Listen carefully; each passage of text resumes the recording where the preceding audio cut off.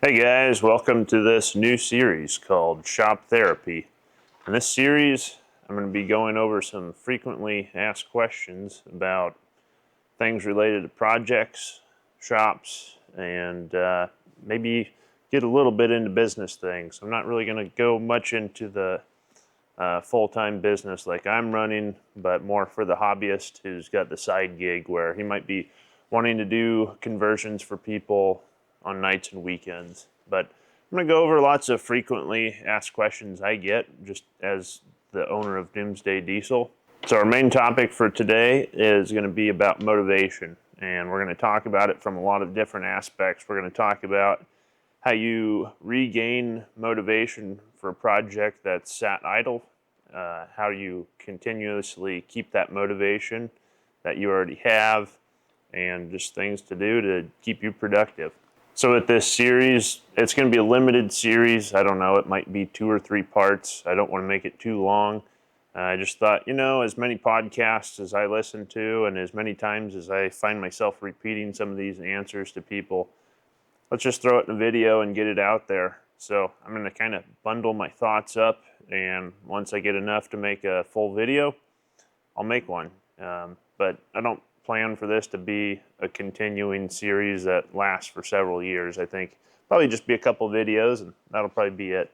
So the number one question I get is, how do I regain motivation to resume a project that's sat idle?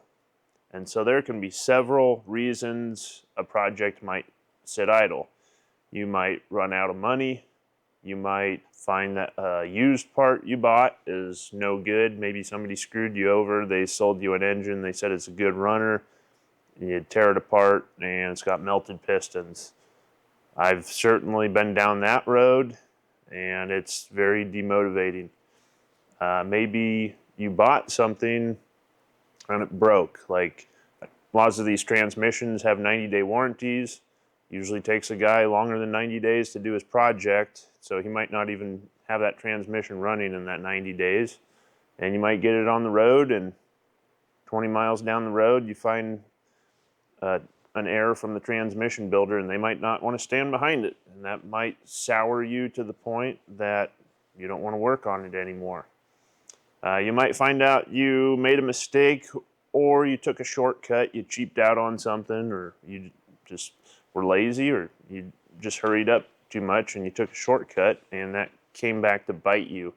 And now you find yourself having to go back and redoing something that's going to take a lot of time and effort to redo.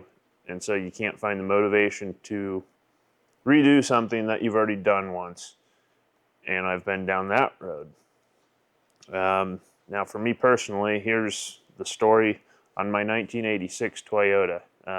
I was building this thing for Toyota Jamboree last year. It's one of the biggest, it's said to be one of the biggest Toyota shows in the US, but I've found it's really all about brand new 4Runners, rich people buying brand new 4Runners. If you want to sell 5th gen 4Runner parts, go to that show. I don't want to digress too much, but that show is a total waste of time and money for me. But here I was last year, about this time. I had 3 months of work to do in about 2 weeks' time. So I'm hustling and I'm grinding and I'm getting through one part of this truck until I hit a dead end, and I have to order parts and wait for them to show up before I can progress any further. So then I move on to a different area of the truck while I'm waiting for those parts to show up. Well, I needed a short throw shift kit for my W56E. I have one for the R150 from Marlin Crawler, and it's a thing of beauty and art, and I love it. So thank you, Marlin Crawler, for that one. Unfortunately, they don't make one for the W56E, and like in first, third gears, my shifter would be where my radio is. So I had to get something figured out. Well, I found one. I'm not going to name names. This is from a Toyota parts manufacturer. They're very well known. They make lots of good parts, and lots of parts I'll keep buying and using and promoting. But this particular part, I bought it and went to install it, and it didn't fit.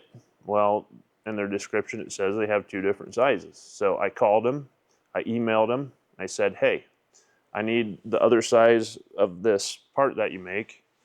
I'm going to have to overnight it because I'm going to get it. I'll have a day to install it, and then I got to be on my way to Texas for this show.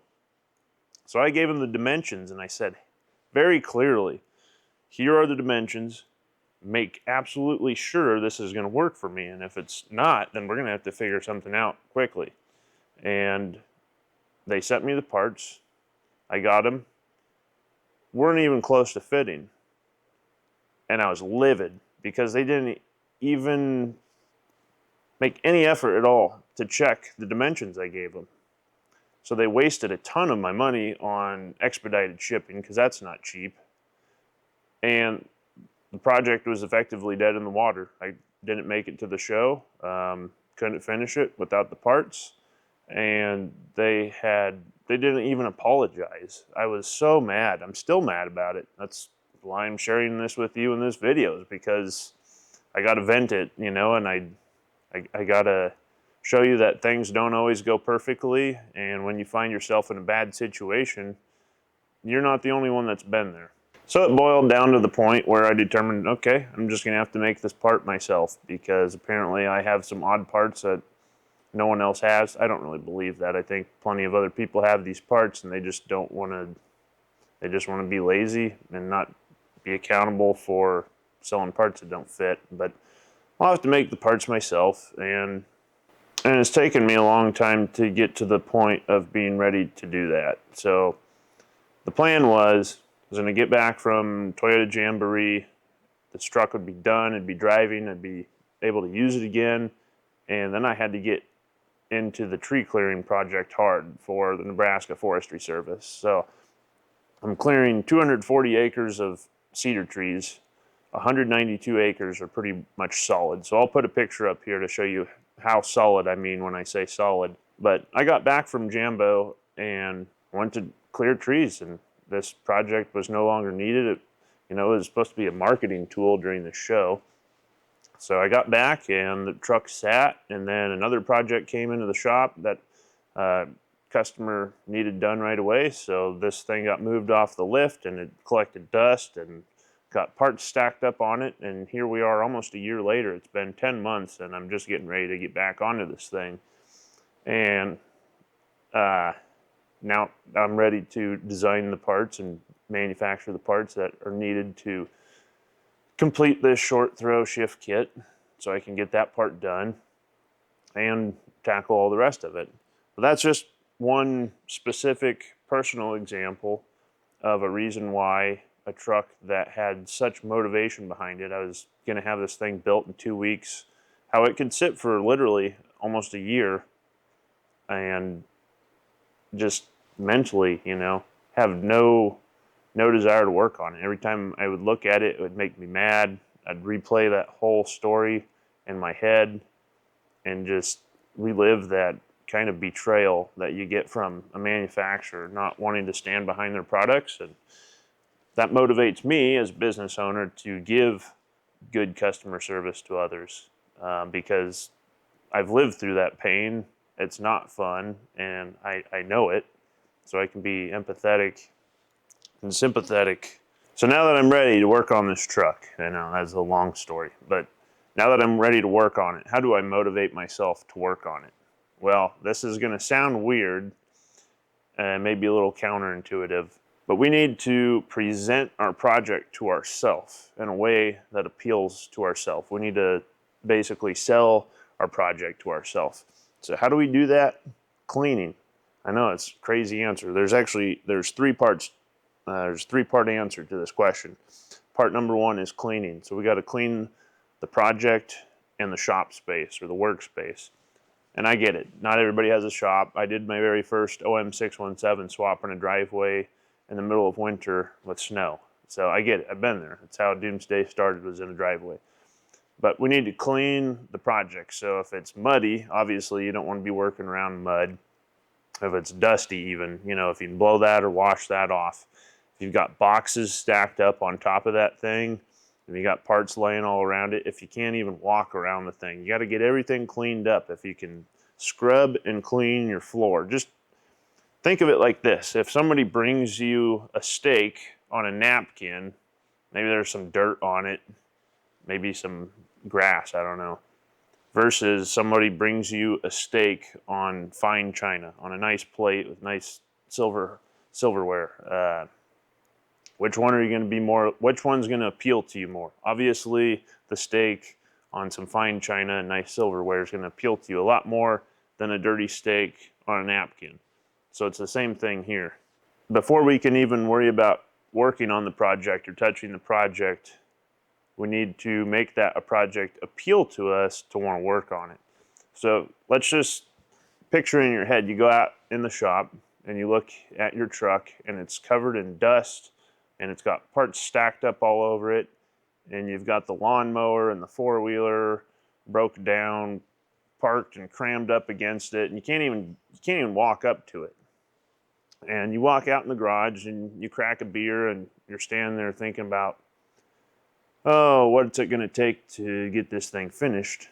Well, you can't even start wrenching on it at that point.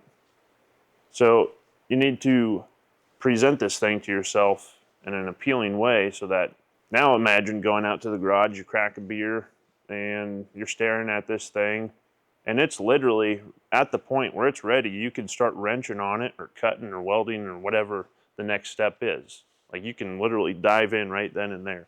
That's the first step. So it's not even actually working on the project. It's just cleaning up around the project, making sure all your tools are available and making sure you can access things and comfortably work on it. It sounds kind of stupid, but how many times do I see people with projects and it's going to take them 8 hours to be able to even turn a wrench on it because there's so much crap piled up around it and everything's so dirty. The second part to this answer is time. So my favorite saying, one of my favorite sayings in the world is, how do you eat an elephant? One bite at a time.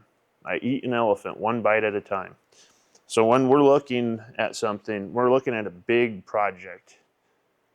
And my tree project's perfect example, 240 acres. You could look at that like, man, this is going to take 5 years to do this project. So what am I going to do? Am I going to say, okay, I got to go work on it for 20 hours a day, every single day? Absolutely not, because you're going to burn yourself out with that mentality, and it's not going to appeal to you to want to go work if you tell yourself, oh, I got to work on this thing for 20 hours a day, every single day. We have to take this big picture perspective and condense it down into small, manageable portions. My kind of golden rule here is let's work on things 1 hour per day minimum every single day. That consistency is going to add up. It's going to do a lot of things for us. So on the tree project, yeah, I like to get out there and cut for 8 to 10 hours straight, but I might only get, I don't know, 30, 40 days a year where all the stars align and I can actually go out and work a straight 8 hours. So if I go out and I work 1 hour per day minimum, that's 365 hours a year. That's a lot of hours. You can get a long way on a project with 365 hours. Now, if you look at it and you say, I can't work on this until I have 4 or 8 hours to put on it, you're really going to limit yourself on how many days you can actually work on your project. You should be able to put 1 hour into anything, any day. You got to prioritize. What's that one thing you want to spend an hour on every single day? But on a project like this, if you're doing it like a diesel conversion, 1 hour a day, that's going to stack up. And as time progresses, let's look back at a week. Now we got 7 hours in on it. Now we can start to see those results. And that motivates us further because now we can see things are starting to get accomplished. Now we can see light at the end of the tunnel. And once we see the light at the end of the tunnel, that motivates us even more because now we know we're going to be able to enjoy the fruits of our labor. And so 2 more examples I'd like to share with you. I recently released a video on a rear disc brake conversion. So that could be, maybe a 12, if it's a really bad, maybe 16-hour-long project in total from start to finish, from point A to point B.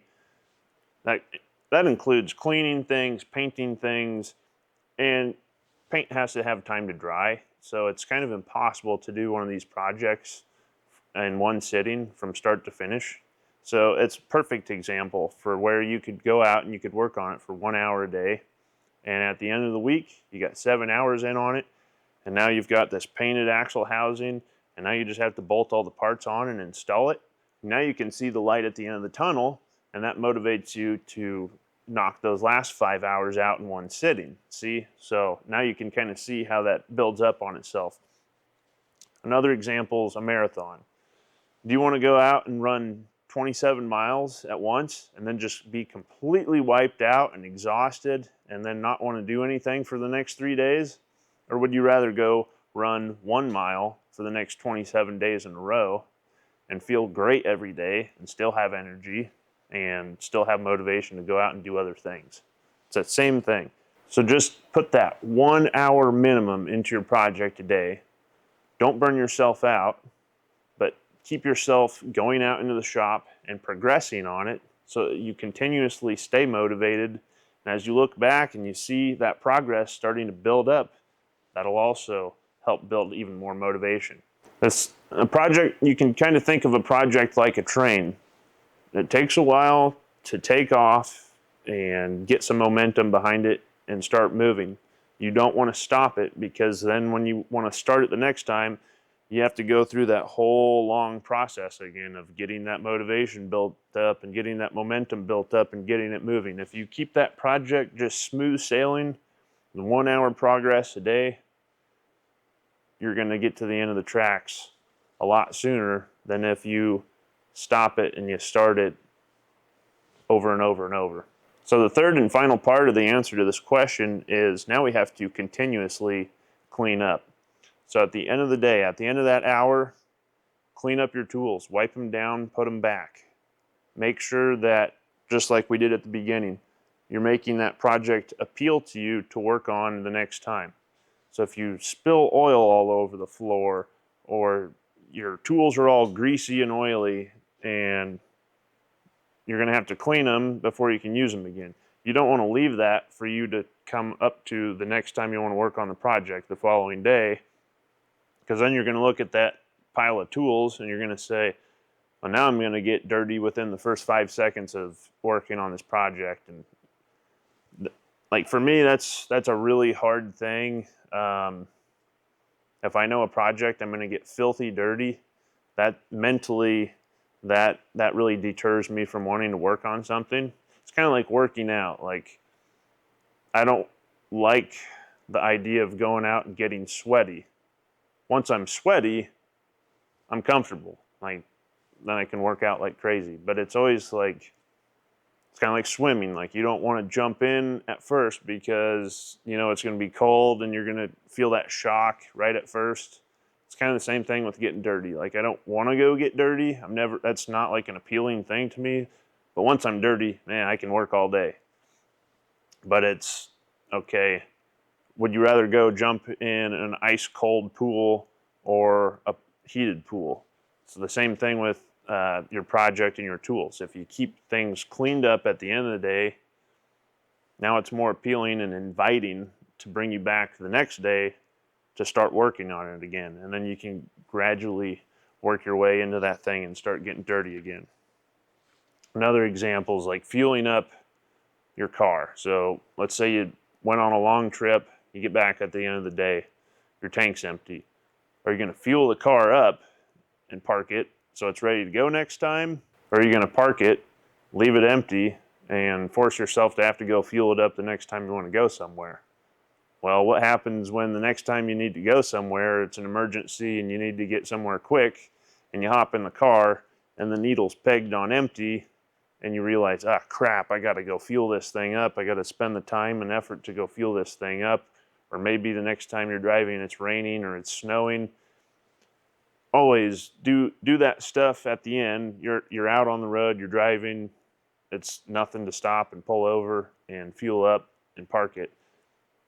You're working on your project. It's nothing to clean your tools up, put them away. You know where everything's at, so you know where it is to grab it, to put it away, versus you come in the next time and you go, oh God, where's all my 10 millimeter stuff at? And then you spend the next hour and a half just looking for stuff to put away. Keep that project continuously inviting and appealing, and that will help just keep that motivation rolling, keep that momentum behind you. It'll keep that train rolling. And that's my answer to that question. So clean it up, make it inviting for you to work on. work on it a minimum of 1 hour per day, every day until it's done, and always clean up after yourself when you're done. So that is my answer for motivation with a project.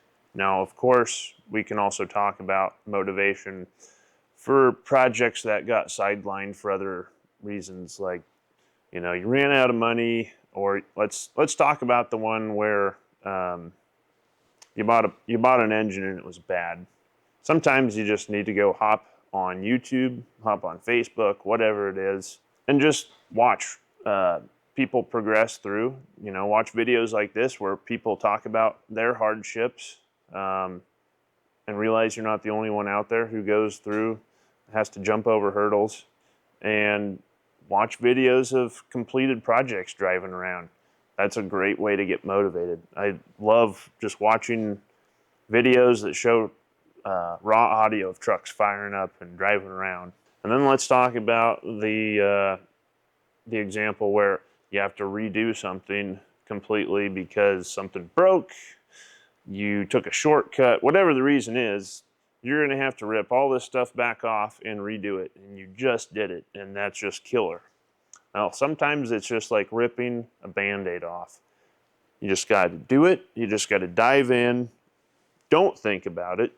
Just dive in and get started, because once you're in there, and it kind of goes back to jumping in a cold pool.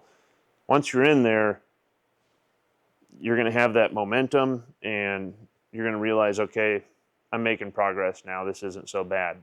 If you sit back and you think about it, you'll think yourself out of it, and you'll talk yourself out of touching it. And an example, I was working on a swap. I had to redo a pulley on the engine, and to do that, I had to pull the radiator out. I had to pull a skid plate off. I had to remove the AC condenser. I had to recharge the entire AC system. Actually, it was a failed AC component, and I had just done the whole AC system, and it lasted like 20 miles, and something went bad. New part went bad. That's like the most infuriating thing ever. You spend all this money on a good part, and it ends up being bad. So I had to remove all this stuff, and I had just done it, and it was dirty. You're talking about draining all the coolant out, but you're trying to save it because it's new coolant, so you don't want to be throwing that out. You're wasting money on refrigerant and just the time. You're redoing something you just did. And, I talked to people one night and said, I'm really dreading doing this tomorrow. And they said, just do it. Just once you take that first bolt out, then you'll be motivated to take the next bolt out. And next thing you know, you'll be halfway done with the project. So the next morning I got up, made some coffee, and I didn't even think about it. I just went over to it, started wrenching on it, and about 2 or 3 hours later, boom, I was done. Project was done. It really wasn't that bad. So don't overthink it. Don't talk yourself out of doing it. Just dive in. So those are some examples of motivation with projects. I'd also like to talk to you about motivation with your shop, your garage, your workspace. And then lastly, we'll touch on motivation from a business perspective. So when I moved into my shop back in 2018, this was still just a side gig. I didn't have a whole lot of tools yet. Didn't have a whole lot of business coming in because it was just a side gig relative to today. I was pretty kind of almost bored, and I was able to clean the shop. I would do it the first Saturday of every month. I would get the broom out. First, I would sweep the floor. Then I would use the shop vac. I would vacuum the floor 100%. And then I'd scrub the floor 100%. And I'd pull everything out from the wall. And that very quickly turned into just a couple times a year instead of every month. Once I started getting more tools in the shop, once I started getting more business, my free time went away. And so I was having a pest guy come in, and he'll spray about 8 to 10 inches away from the wall, all the way around the building. It's a pest killer that kills things like Asian beetles and flies. So every time he would come, I had to pull everything out so he could spray along the entire wall. That was a lot of work. And he would come 3 or 4 times a year. So 3 or 4 times a year, I'd break out these things and I would clean the whole shop. So instead of going from a relatively clean shop to a perfectly clean shop 12 times a year and, you know, not noticing a huge difference, now I'm doing it 3 or 4 times a year, and the difference is very noticeable. So you go from a pretty dirty shop to a spotless shop, and you think, "Wow, I'm gonna go wrench on something. Like, I got room to work, I can get around. This is awesome. I just want to go start on a project."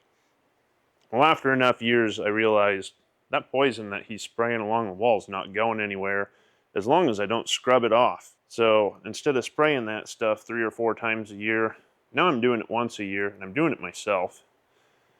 And so I hate to say it, but now I'm only doing a deep clean of the shop once or twice a year. So now it goes from being filthy, dirty, disgusting to spotless. And the difference in being motivated to work on projects is huge, because it goes from being dirty to spotless. It's almost to the point where you have to kind of quote unquote baptize the shop again to want to go do stuff, because it's so clean, then you're afraid to get it dirty. But from a hobbyist perspective, if you're just, doing your thing for fun out in your garage or your shop, I highly recommend doing it monthly, that first Saturday of every month or whatever. If you do it once a month, keep things clean, it'll always be an inviting workspace for you to come out and do a project. Now, from a business perspective, once you get busy and you have business coming in, it's really not worth your time to be slinging a mop around and vacuuming. So I would highly suggest you look at a cleaning service. All of my vendors, they have cleaning services that come in daily, weekly, and it makes a big difference. Always having a clean shop, and you're not sitting there having to do it yourself. Of course, I'm a tight ass, so I'm probably a ways away from doing that yet, especially since I'm my only employee, and it's hard for me to trust other people coming into my shop since I live here. It's my house and my shop. It's my house. So that makes it harder for me to want to have someone come in. But if it was like my garage where I was at before this shop, I would have had no problem letting someone go in and clean that out for me. It's a 20 by 20 garage. But if you just look at like this Toyota here, I could roll around on this thing in white jeans and white t-shirt and not even get dirty crawling under this truck to wrench on it right now. And that's super motivating for me to work on it. I'm not going to have to worry about getting dirty right off the bat working on it. Got a nice clean workspace. It's very inviting. So the last thing I want to talk about is just from a business perspective, and this might be one of the very few points of advice I'll give on running a business. But for me, actually, I have ADHD. I was diagnosed by a professional. I'm not just joking around and saying that like so many people often do. I actually have it. My mind is always just going 100 miles an hour in every direction all at once. It's very hard for me to focus on just one thing and work it out to completion. So I think many successful business people are successful because they have ADHD.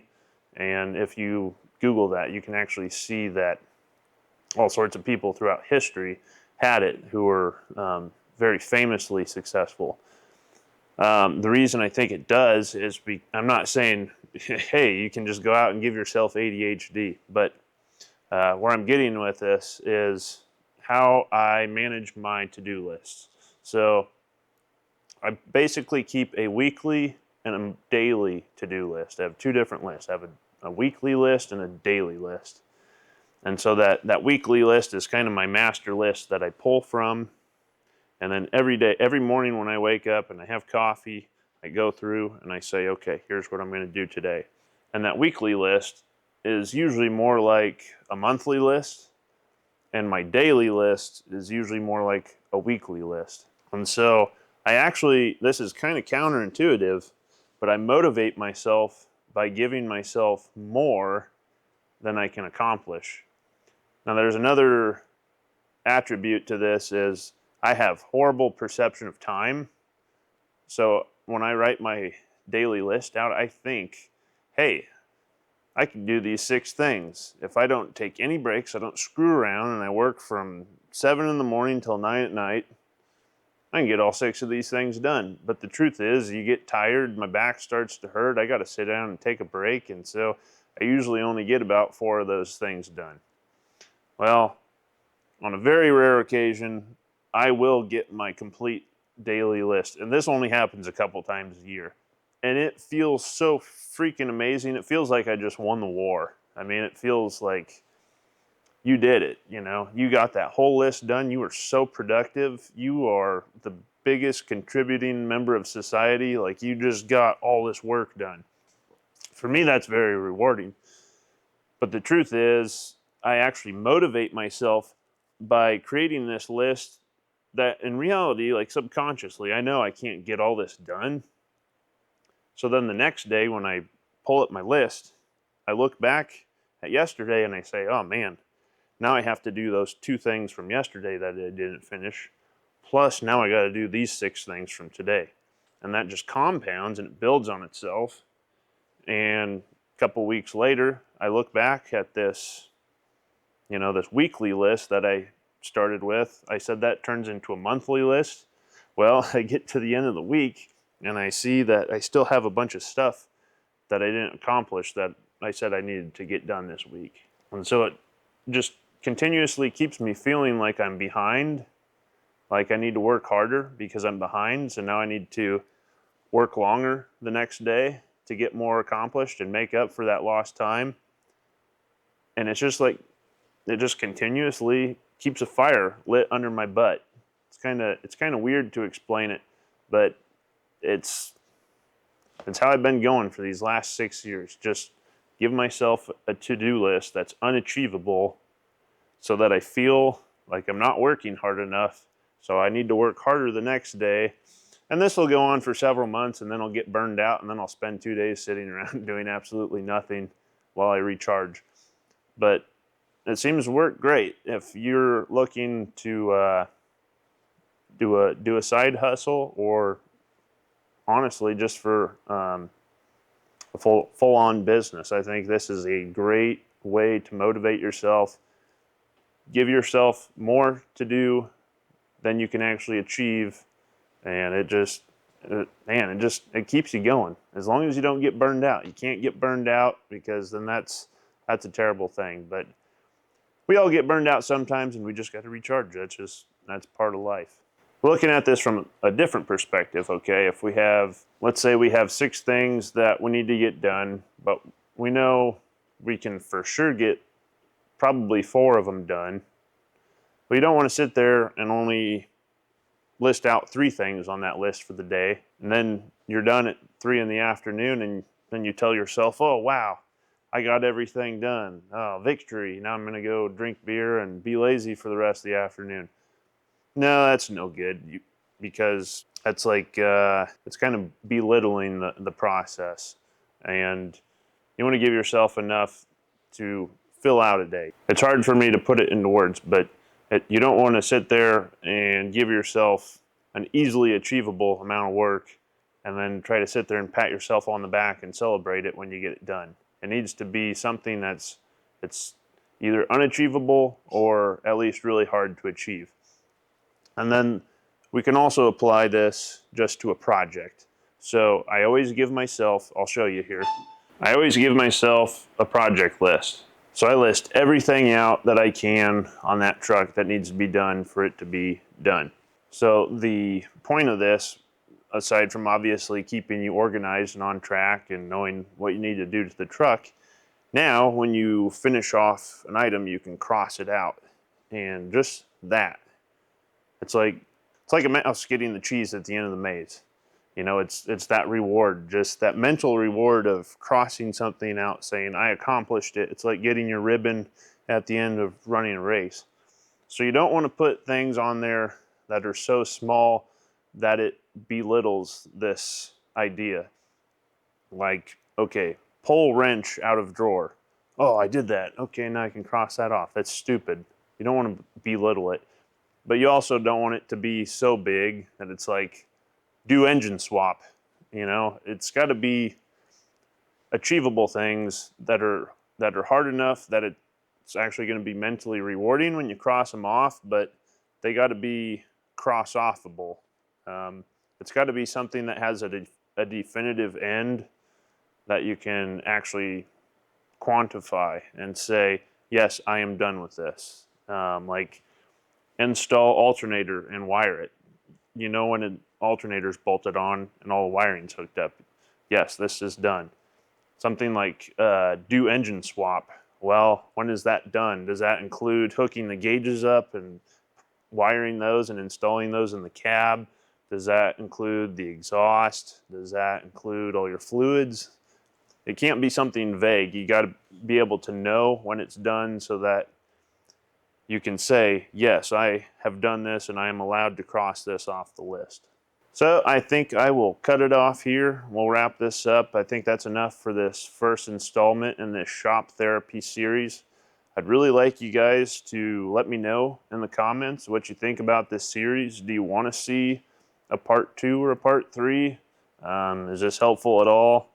If not, I can scrap this idea and move on to the next one. I got a 5-gallon bucket full of ideas, and I'll probably not even get to half of them before I die. So again, thanks for watching. I love coming out with new YouTube video ideas, and I'm really excited and anxious to know what you guys think about this series, and anxious to hear if any of this helps any of you that are in some of these predicaments. So with that, I'll wish you farewell, and we'll see you in the next one. Thanks.